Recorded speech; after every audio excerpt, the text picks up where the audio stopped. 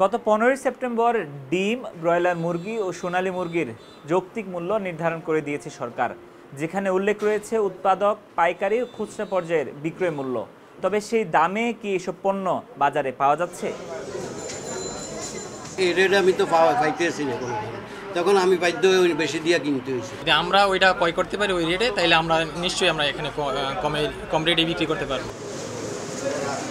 এবার দেখব কৃষি বিপণন আইনে একজন উৎপাদক, পাইকার ও খুচরা বিক্রেতা কত মুনাফা করতে পারবেন, আর দাম বেঁধে দিয়ে কত লাভ করার সুযোগ দিয়েছে প্রাণী সম্পদ অধিদপ্তর। বেঁধে দেওয়া মূল্য তালিকা হিসাবে 1000 ব্রয়লার মুরগি পালনে 1,60,870 টাকা বিনিয়োগ করে মাসব্যাপী নানা ঝুঁকি মোকাবেলা করে একজন খামারি মুনাফা করতে পারবেন 5% হারে, টাকার অঙ্কে যা দাঁড়ায় মাত্র 8,040 টাকা। অথচ বিপণন আইনে 25% পর্যন্ত লাভ করার অধিকার রাখেন উৎপাদক। বাজারের মেকানিজম না জেনে যদি মন গড়া মূল্য নির্ধারণ করা হয়, ক্ষতিগ্রস্ত আমরা প্রান্তিক খামারিরা। এরপর সেই মুরগি কিনে খুচরা পর্যায়ে বিক্রির আগে পরিবহন ও দোকান ভাড়া এবং কর্মচারী বেতন, ওয়েট লস, মৃত্যু, আড়তদারের কমিশন সব হিসাব মেলাতে কেজিতে 2 টাকা 84 পয়সা ব্যয় ধরে মোট দামের উপর একজন পাইকার লাভ করতে পারবেন শতকরা 50 পয়সা। এখানে সর্বোচ্চ 15% মুনাফা করার অধিকার দিয়েছে কৃষি বিপণন আইন। ডিমের ক্ষেত্রেও দেখা যাচ্ছে একই চিত্র।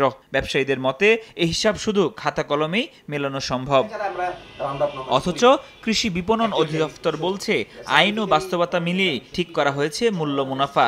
দেশের সিচুয়েশনের কারণে কোনো শস্যের এই যে সরবরাহ বা বিপণন এই জায়গাটাতে হ্যাম্পার্ড হয়, সেই জন্যই আমরা এই যে প্রজ্ঞাপিত শস্য ঘোষণা করতে পারি চাইলে যে কোনো শস্যকে, এবং সেই শস্য সম্পর্কিত যে কোনো বিধিবিধান আমরা প্রণয়ন করতে পারি। বাজার বাস্তবতার সঙ্গে না মিললেও দাম নির্ধারণের আগে সংশ্লিষ্টদের মতামত নেওয়া হয়েছে বলেও জানালেন প্রাণী সম্পদ অধিদপ্তরের মহাপরিচালক। কৃষি বিপণন অধিদপ্তর এটা ম্যান্ডেট তারাই করেছেন, তারা সকলের সাথে বসে ক্যালকুলেশন করে একটু সময় নিয়ে করেছেন, করে এটা দিয়েছে। আমরা এটাকে শুধু অয়েল সার্কুলেট করে দিয়েছি। এমন অবস্থায় দাম বেঁধে দিয়ে বাজারকে নিয়ন্ত্রণ না করে চাহিদার বিপরীতে যোগান নিশ্চিত করার পরামর্শ দিচ্ছেন অর্থনীতিবিদরা। এই দাম নির্ধারণ করে দেওয়ার কারণে দামটা কিন্তু বেড়ে গেল। মুনাফা এইভাবে বেঁধে দিলে এটা কাজও করবে না। অটোমেটিক্যালি যারা প্রোডিউসার তারা কিন্তু নিজেদের মুনাফাটা সিকিউর করবেন, এবং একই সঙ্গে যারা এখানে পাইকারি ব্যবসায়ী তারাও এই একইভাবে তাদের মুনাফাটা সিকিউর করে নেবেন। যোগান ঘাটতির হিসাবে শুধু ডিম মুরগি নয়, মাসের পর মাস চেষ্টা করেও